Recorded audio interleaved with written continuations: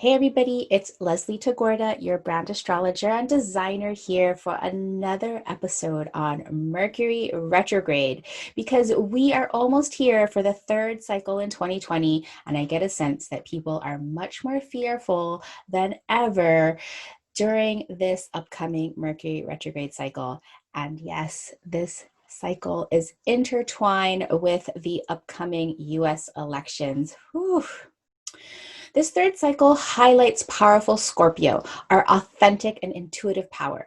We've been experiencing, the Mercury retrograde in water signs for the past few years, and it's really asking us to get in touch with what's in our intuition and to rethink what it means to hold space and transform. In this episode, I aim to inspire you to understand and work with this Mercury retrograde energy in your business instead of freaking the F out. Aloha and welcome to The Savvy Luminary, an astrology podcast for entrepreneurs. I'm your host, Leslie Tagorda. I'm an Aquarius boss woman, a brand designer, business astrologer, and overall business navigator, helping you reach your highest potential using astrology. You're not going to find any fear-mongering here. I'm going to teach you how to use astrology as an empowering tool that helps you believe and achieve your greatest gift.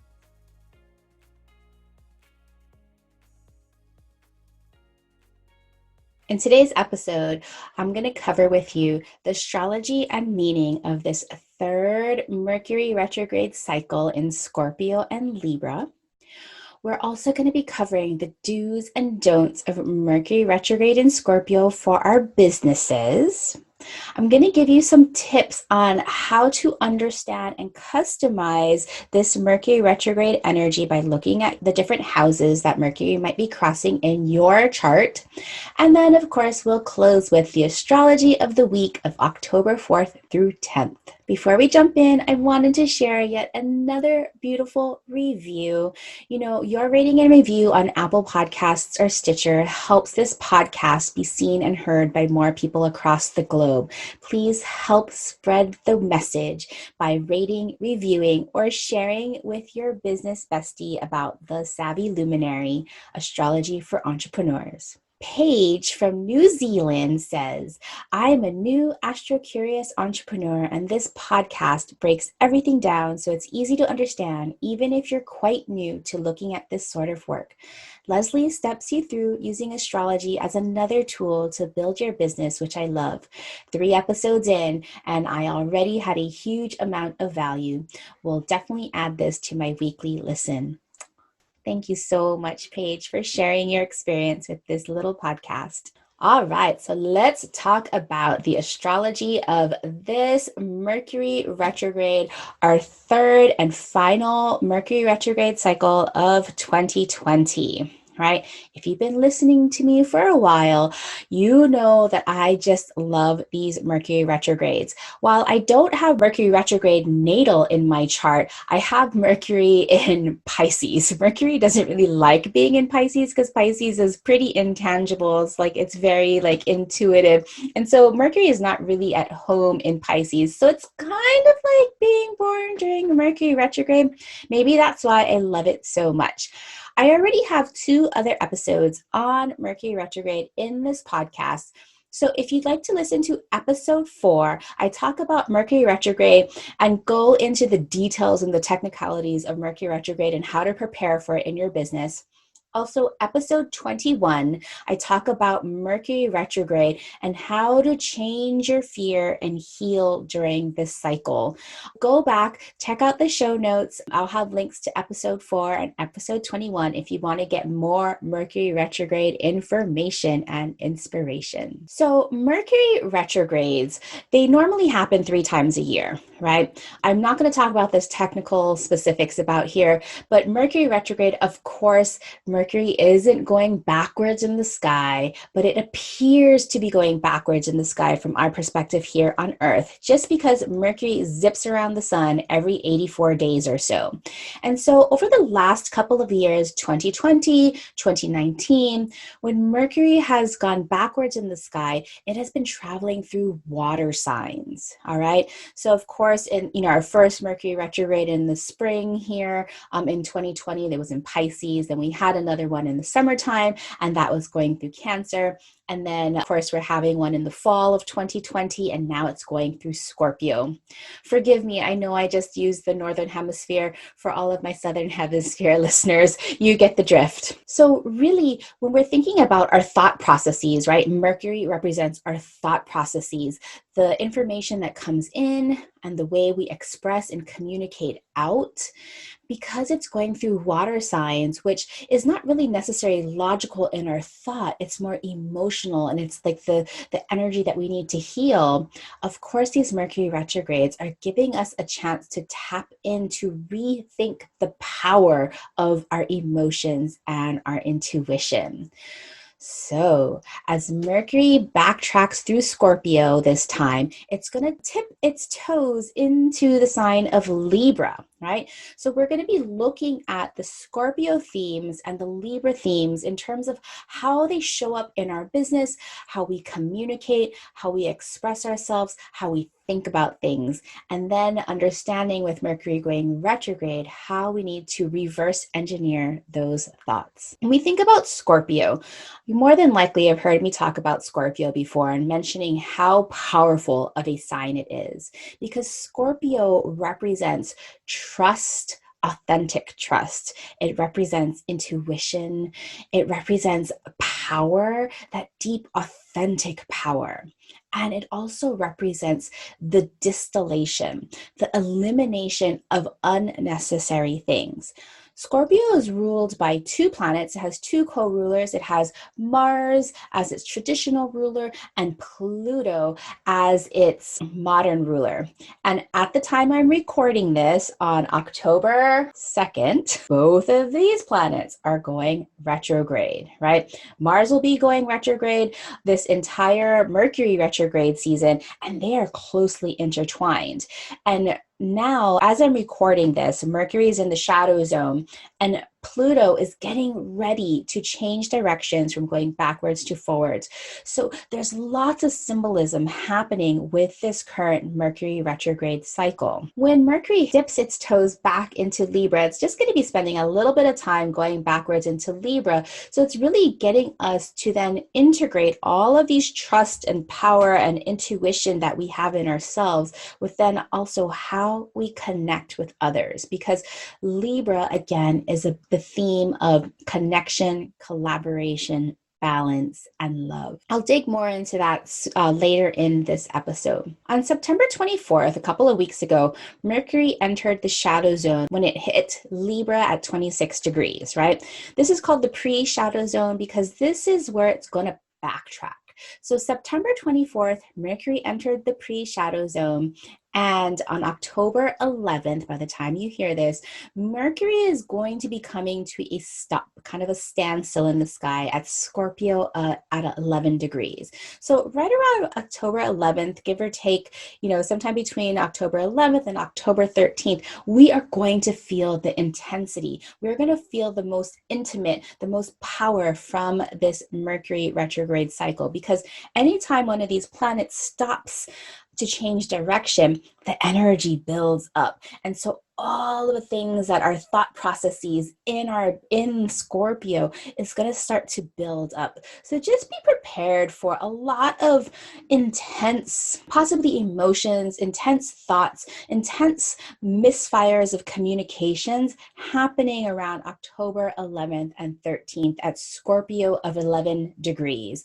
Now, you might want to check your natal chart to see if you have any planets at Scorpio 11 degrees or if any other fixed signs. So Scorpio, Leo, Taurus, and Aquarius. If you have any planets at 11 degrees, you are going to feel this a little bit more. On October 13th, Mercury finally shifts gears and goes backwards. And it's going to be a really kind of intense time, because at the first day of Mercury actually going backwards, even though we're kind of already in the cycle of Mercury retrograde, but now that Mercury has shifted backwards, on that exact same day, Mars has been going retrograde, and Mars meets its halfway point of its retrograde cycle. So if you've heard me talk before, the halfway point of a retrograde cycle is kind of like the full moon phase of those two energies. So if we're talking about Mars and its retrograde cycle being half at the halfway point, it's opposing the sun. So it's kind of like a full moon for Mars and the sun. Mars represents our energy. On the shadow side, it represents our anger and frustration. On its elevated side, it represents our motivations and our initiative, right? So you are going to have, we all are, in fact, this is a collective energy. We are all going to have this drive, this initiative to make things happen on the day that Mercury stops and goes backwards and saying like, hey, hold on, let's think about this. So you can kind of see, if you can even imagine, like these two energies in the sky kind of on this like super highway, kind of like the potential for collision that may occur because of all of these crosswires. So I would suggest, if you have a chance, to just kind of clear your slate on October 13th, make room for lots of space, don't sign any contracts, don't be in a rush to get anywhere, your typical standard Mercury retrograde don'ts, right? Create space in that day to just let things happen and, take notice what may or may not be going on collectively in your environment, in your communities, because I can imagine there's going to be some raised energies, and we're going to really have to decide that we're going to stay on the high vibration of those energies, using optimism, using abundance, using gratitude, regardless of how challenging the energy may feel. Because the way that the sky looks right now, there's so many challenging and powerful aspects going on right now in Aries, in Capricorn, all of these instigative signs, all of these signs that just want to take action, that we really need to choose and decide that we are going to stay hopeful instead of fearful. As a collective, we each have our responsibility to stay in that high vibration of hope and optimism, because let's just say, if as a collective, all of us go down to the lower vibrations of fear, we have Mars in play, we have Pluto in play, we have a lot of different energies in play during this cycle, that it can really take a nosedive. And we can't afford to do that in the midst of all of the things going on in 2020. So I urge you, make space on October 13th, and remember to keep your vibration high using love, abundance, and gratitude. On October 25th, Mercury is combust the sun. This is the halfway point. Earlier, I was talking about Mars and the sun being at the halfway point when Mercury begins its backwards progression. But on October 25th, Mercury only spends retrograde cycle, even though it happens 3 times a year, it only happens for about 3 weeks, right? It's not this like really long drawn out thing, thankfully. So pretty quickly on October 25th, Mercury is going to be combust the sun. So from our perspective in the sky, combust is, because Mercury is so close, it's actually a conjunction. And so Mercury and the sun will be meeting at 3 degrees of Libra on October 25th, illuminating that kind of full moon phase of this retrograde cycle between Mercury and the sun. So everything that has kind of been coming apart during the Mercury retrograde cycle, the initial part of the Mercury retrograde cycle, is where we are, where things are coming apart, where we're really rethinking and refashioning and reorganizing our thought processes around Scorpio elements and themes. Everything comes to the head then. After October 25th, when we hit the second phase of this Mercury retrograde cycle, then we get to start to make plans of how we want to change things up, right? Again, still leaving lots of spaciousness in your day. It's not like Mercury is moving forward yet, but it's in the second half of going backwards. So it's a different feeling of like understanding and integrating the things that need to change, right? So be super conscientious, be super mindful of the themes that are coming up for you. Now, Mercury will be going back until November 3rd. Oh gosh, and do you know what November 3rd is? You got it. It's election day in the United States. So Mercury will put on the brakes at November 3rd to go forward at Libra of 26 degrees. Remember when we talked about in September 24th, when Mercury entered the shadow of Libra 26 degrees? Well, on November 3rd, at the backwards most point of Mercury, Libra 26 degrees on election day. Wow. Okay. I'm going to come back to this. So just hold your horses on election day with Mercury retrograde going, stopping and now going forward.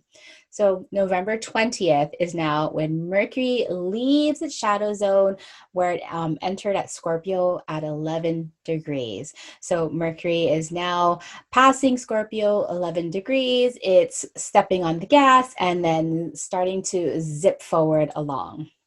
Okay, so the whole cycle really is from September 24th to November 20th. So we're already feeling the effects of Mercury slowing down, our thought processes really going inwards instead of outwards. So if you want to take a look at a chart for the first day of Mercury retrograde, head over to the show notes on the Savvy Luminary. I have a chart posted there because it's really intense to look at the astrology of the day. Even if you don't know what these symbols mean, you can kind of take a look at the geometry that is formed because we have a gigantic T-square. A T-square looks like a triangle that might be a half of a square. So at the moment we talked about Mercury going backwards, Mars and the Sun are exactly opposite of each other. And everything is pointing to Pluto and Jupiter. So both Mars and the Sun are squaring the pileup of Pluto and Jupiter that will be meeting for the third time coming up in November.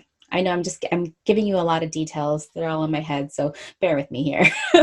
Let's just say that it's a really intense time. And this has everything to do with election day. So because this Mercury retrograde is going to be kind of enveloping this whole election day and everything leading up to election day, please, please, please get out to vote.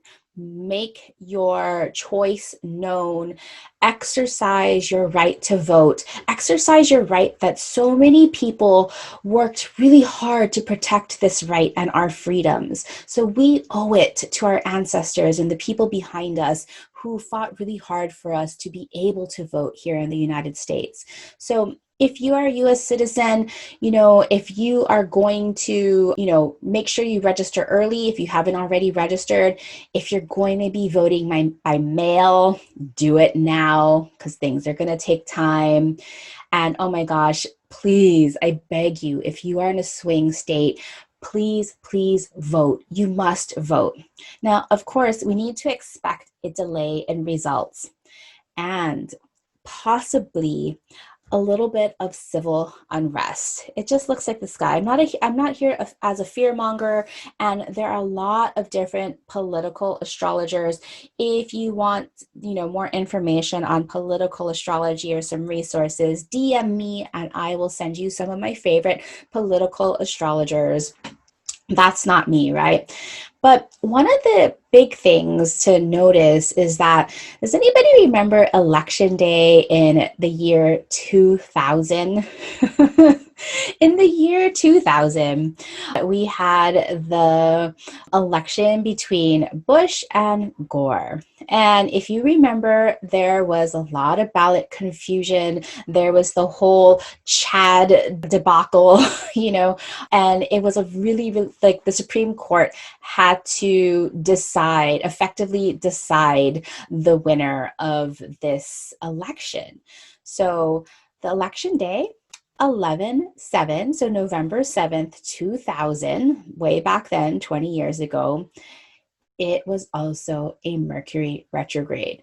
Not only was it during a Mercury retrograde, but just like in 2020 on November 3rd, Mercury changed direction from backwards to direct. And remember, when we change directions of any planet, it intensifies that energy. So the energy of communicating, the energy of, like even the postal service, right? The postal service that carries messages. Oh my gosh, right? So all of this ballot confusion that happened in 2000, it wasn't until Mercury left its shadow zone, the post shadow zone, that the Supreme Court was able to make its actual decision, which happened on December 12th. All right. There was so much astrology tied to that election day in 2000. And, the Democrats won 48% of the popular vote and the Republicans won 47%. But as history will tell us, Bush was our president in 2000, right? Even though he lost to the popular vote. So please, please, please, we cannot let this happen again. We all have the power to go out and vote. And the astrology of 2020 is much more intense than the astrology of 2000.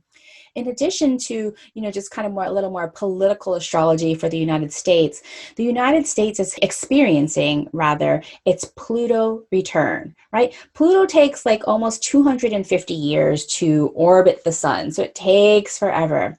At the time that the Constitution was signed for the United States, Pluto was at a very close degree to what it is now. And when Pluto is at a return, Pluto is that Scorpio energy that we were talking about earlier, right? It's the energy of dismantling and of distilling and breaking things down and detoxifying. So if you think about it, what is happening in the United States right now?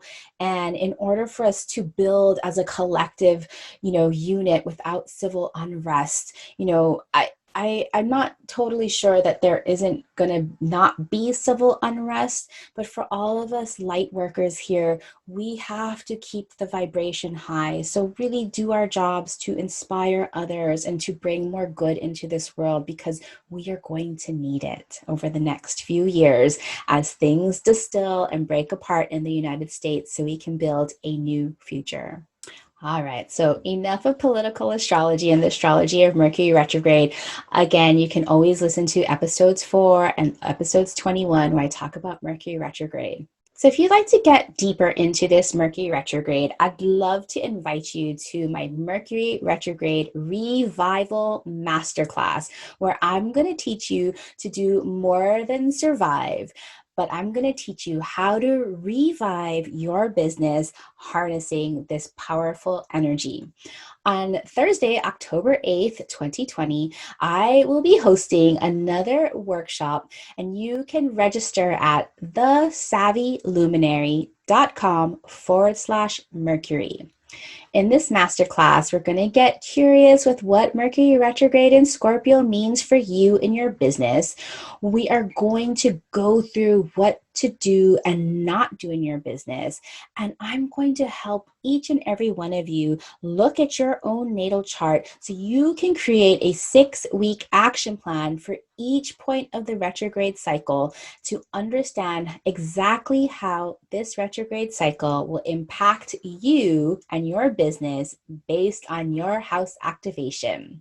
We'll have beautiful slides and worksheets, of course, and I will be doing chart readings for the first 10 people that sign up. But don't worry, even if you're not one of those first 10 people, I'll make sure we get your answers covered so you know exactly how this Mercury retrograde is going to affect you. Again, head over to thesavvyluminary.com/Mercury. It's a pay what you can, and the first 10 people to sign up get their charts read during the masterclass. All right, so let's dig into the do's and don'ts of Mercury retrograde. If you've been following me for a while, you already know the normal to-dos during Mercury retrograde, right? Because Mercury represents communication. Mercury represents technology because it helps us communicate. short distance travel, our neighborhood, our siblings, and our like closest community, right? And so when Mercury goes backwards, we can think of these things as misfiring, right? Miscommunications, mishap in technology, traffic jams for short distance travel, fights with your siblings, fights with your friends, like neighborhood dramas, right? Those are, typical ways that we think about Mercury retrograde, right? So the things that you want to do to make your life less of a headache and to understand how to make space for miscommunications and mishaps to happen, right? You want to back up your tech, even your cloud stuff. You want to pad and make extra time in your schedule, right? Because, people are going to be rescheduling all the time. Things are going to come up. And then I want you to have plans A, B, and C, but don't get so stuck in like, oh my gosh, I have to have all of these different plans. Most importantly, with Mercury retrograde in Scorpio is to be able to trust your intuition and trust your power. Okay.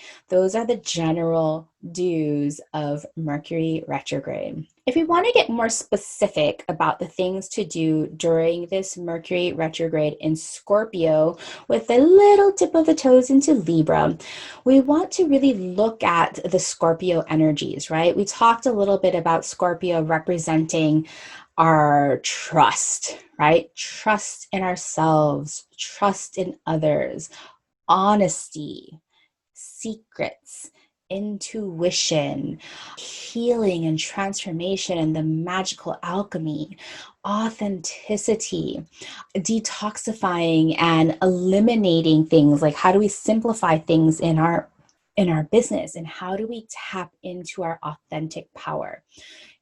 Even if you don't have the sun, moon, or rising in Scorpio, we all have Scorpio in our charts somewhere. And that shows us where we need to get more honest and more truthful and more authentic and more magnetic. It's where we need to be able to learn to trust ourselves and trust our powers, and as well to trust others that deserve our trust, right? So if we look at those Scorpio energies and we think about, okay, well, Mercury in Scorpio. How does Mercury in Scorpio think? Well, it thinks in very like binary, black and white, honest or dishonest. It thinks through its emotional sense, through its gut. It is very investigative. It wants to get to the root of the problems, right? So when we think about Mercury and thinking in this way, we get to reorganize, reinvestigate, rethink, reconnect with our intuition, right? So one of the things that you can do is reflect, right?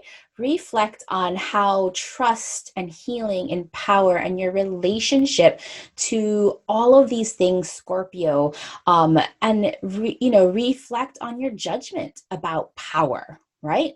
Do you not like power? Do you not step into your own power? Do you resist your own power? Do you have a problem with other people's power?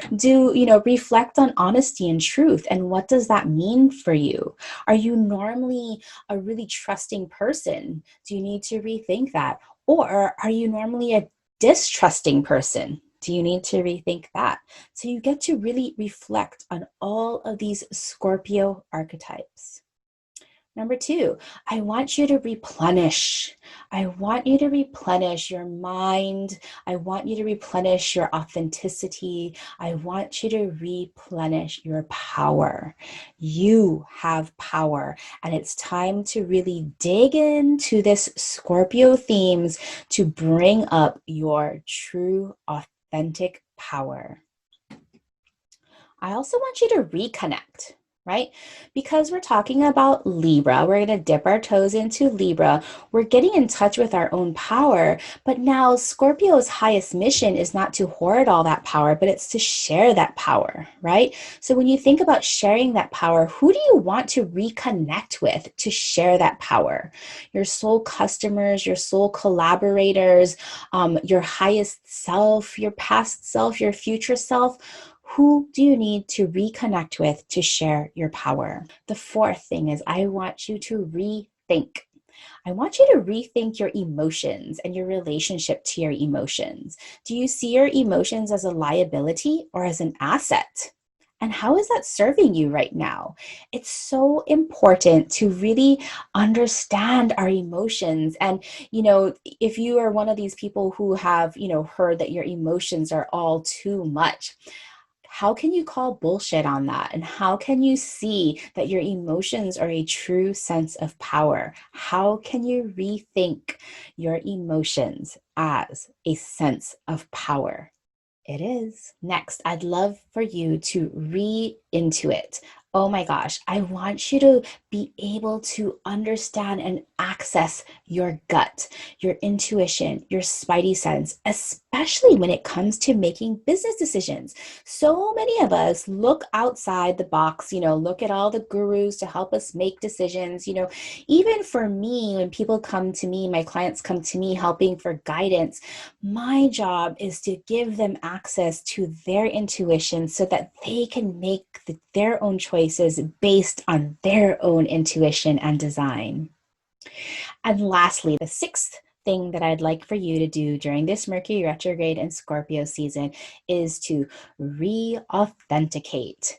So similar to replenishing your power, re-authenticating is to re-decide and reassess, re-examine, rethink, reorganize who you truly are, right?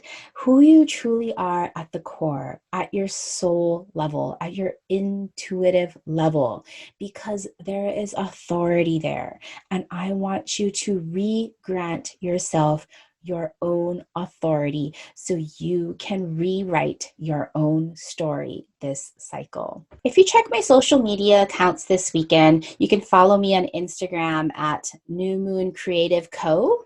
Or you can join my free Facebook group, The Savvy Luminary. I'll be posting prompts and I'll also be posting some graphics so you can take a look at the house activation and what it means for you this Mercury retrograde season. Of course, if you want to dig in deeper, remember I have that Mercury retrograde masterclass and you can sign up. It's pay what you can at thesavvyluminary.com/Mercury. You are all invited. Okie dokie. So let's talk about the astrology of the week from October 4th to October 10th. So while we are all talking about Mercury retrograde this episode, Mercury retrograde does not officially begin until October 13th, but I just wanted to get you prepared, right? So you feel like you got everything covered. Next week, it's pretty quiet, maybe-ish. We shall see. The energies that we're working with are on October 4th, we have Pluto stopping from its retrograde motion and going forward, right? We've been talking all about retrograde, so you're very familiar with this means. And so when any planet changes direction and goes the next direction, we get the intensity of that archetype, right? So of Pluto archetype being about distillation, about uncovering secrets, about transformation. Normally like Plutonian things are not all that comfortable. However, luckily for us, when Pluto changes direction in the sky, because it's normally just from our perspective on Earth, because we're zipping around the sun, once a year. Pluto is taking about 250, close to 250 years to go around the sun. So of course, Pluto looks like it's going backwards in the sky for about half of the year, right? Just our two cosmic cycles, just how they interlay with each other. And because Pluto is so far away, it's not a personal planet like Venus, Mars, Mercury. I didn't say those in the correct order. And it's not a social planet, a collective planet like Jupiter or Saturn. It's one of those outer planets, Uranus, Neptune, and Pluto, right? So we think of these outer planets as, yes, collective, like further collective planets or generational planets, right? So we don't feel them as intimately, but us as a collective, everyone who lives here on the earth feels this, right? And so Pluto has been in Capricorn for a very long time, and it will continue to be in Capricorn until 2024. But as Pluto now changes direction from backwards to forwards, it's moving ahead again as it progresses outside of Capricorn. Now, during this upcoming few weeks, in November, we are having a third meeting of Jupiter and Pluto again this year in 2020. Whatever Pluto touches, it intensifies, right? It burns it up, it distills it, it like gets it to its essence, its truth. And Jupiter, whatever it touches, it expands, right? So we can think of when Pluto goes direct on October 4th of an intensification of something being revealed, right? We've already had a big reveal earlier this week with, our Cheeto in Chief announcing their taxes, which is a disgrace, but we won't even talk about that here. So I'm curious to know what else will be uncovered, will be brought into light, and the need for the distillation process. What else will be discovered on October 4th? On Wednesday, October 7th, we have Mercury opposite Uranus. So Mercury is still, it's still at this point next week, it's still going forward, albeit very, very slowly, right? Because as you can imagine, like before you hit reverse in your car, you have to slow the car down before you can, hit reverse and pick up speed again, right? So as Mercury slows down, it will come into exact opposition with Uranus of breakthrough, of innovation, of shocks, right? Uranus represents, symbolizes our nervous system, right? So you could expect when we have an opposition between Mercury, our thought processes, and Uranus, our breakthrough energy and kind of like our nervous system, that, hey, your intuition might be speaking to you through, if you're, in spiritual practice, I think of Uranus representing the Kundalini, right? Because it's the kind of the spinal energy. And Mercury opposite Uranus means that these two forces are being asked to integrate, right? They want to pull apart, they want to push together, they want to pull apart. Those are oppositions, right? So when they pull apart, they want to really be integrated. So your messages, might have amazing, shocking breakthroughs. Maybe something might go viral for you, or you might have a breakthrough in something that you've been really trying to figure out. So just be on the lookout for those breakthroughs and how that will affect you in your chart. Of course, on October 9th, on Friday, we hit our fourth quarter moon after this past week's full moon. And so fourth quarter moon, if you're following and working with lunar cycles, the fourth quarter moon is when the light is waning, right? And fourth quarter moon until we get to the new moon is this time where we relax and we retreat. Now, this isn't to say that we stop business, right? Because of course we do not stop business, but this is a time to do more investigative, more reflective work, right? So looking at, past resources that you might want to repurpose, or even taking a little bit of break during this week so that you can rejuvenate yourself, right? Because as much as we work, we have to rest. It's just what would you call it? The law of physics? I don't know. What would you call it? It's just like give and take. You have to do that for yourself too. So use this time in a way that you're not pushing forward and you're not hustling or you're not creating new, but you're looking to relax and you're looking to retreat this upcoming week starting on Friday the 9th. Of course, it's in Pisces as well. And Pisces is the zodiac of retreat and of unity and connection, just connecting to the divine and spirituality. So maybe, spend some time meditating or doing something fun and creative that will, serve your business, although maybe not directly. On Friday the 9th, on that same day, we also have Mars squaring Pluto exact. Okay. Now, Mars square Pluto, I say exact because we're already feeling this, right? A square, if you remember, a square is an intensifying of two energies. It's where energies are at a 45-degree angle and there's lots of momentum. There's lots of creative force. Some people might call this conflict. Some people might call this a bad aspect, but I look at it as this fuel, this intensity of two energies coming together together to really harness and move things forward, right? So again, Mars, our motivation, initiation, initiative, activation, right? And, at a low vibration, our angers and our frustrations, at our high vibrations, our ability to get things done, right? Motivation. Pluto, the great intensifier, the great distiller, whatever Pluto touches, it intensifies. So again, thinking about this high vibrational energy that we need to really create, because you can see with Mars and Pluto coming to a square with a lot of energy that can possibly go into conflict, right? We're already feeling this, but because Pluto just wants to intensify things, if you're feeling really hopeful and you're feeling really motivated by like spirit or optimism or community or whatever you're feeling motivated by and want to take initiative from, Pluto is going to intensify it. Right? So remember to raise your elevation, even if you're having this totally crappy day and you could be like, I don't want to do this anymore. Thinking back and diving into the discomfort and feeling grateful for experiencing this discomfort. Instead of running away from discomfort, diving in deeper, getting to know what it has to teach us, and thanking it for giving us those lessons, because obviously it was put in our path so that we could grow from it. So always coming from that angle of gratitude and abundance will help us keep our vibration high during these intense times. Now, again, Mars and Pluto exact on the 9th of Friday. So maybe also, another day to make some space, take some time off in addition to that last quarter moon.